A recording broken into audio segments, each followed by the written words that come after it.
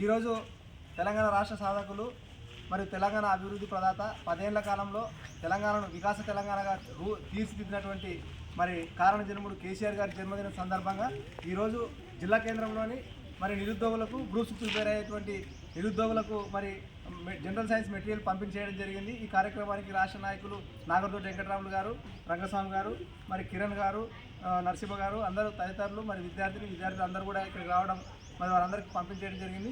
ఈ సందర్భంగా ఇప్పుడున్న కాంగ్రెస్ ప్రభుత్వాన్ని ఒకటే డిమాండ్ చేస్తూ ఉన్నాం, నిరుద్యోగులకు తక్షణమే జాబ్ క్యాలెండర్ విడుదల చేసి వీళ్ళకి జాబులు వేయాలని ఈ సందర్భంగా డిమాండ్ చేస్తున్నాం। ఎందుకంటే 10 ఏళ్ల కాలంలో కేసీఆర్ గారు ముఖ్యమంత్రిగా ఉన్నప్పుడు ఈ రాష్ట్రంలో దాదాపు 1,35,000 ఉద్యోగాలు భర్తీ చేసినటువంటి ఘనత ఆనాటి బీఆర్ఎస్ ప్రభుత్వంది।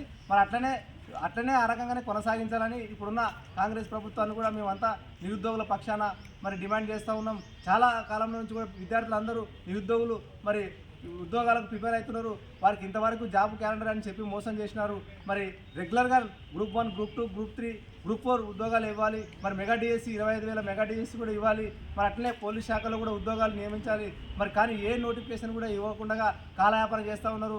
ఇవాళ రాష్ట్రంలో మరి బడుగు బలహీన వర్గాల విద్యార్థులు ప్రైవేట్ కాలేజీల్లో దాదాపు 15 లక్షల మంది విద్యార్థులు చదువుతున్నారు, వారికి ఇంతవరకు ఫీజు రియంబర్స్మెంట్ లేదు, స్కాలర్షిప్లు లేవు। మరి చాలా రికార్డుగా డొక్కాని పరిస్థితుల్లో మరి విద్యా వ్యవస్థ నాశనం అవుతూ ఉన్నది రాష్ట్రంలో।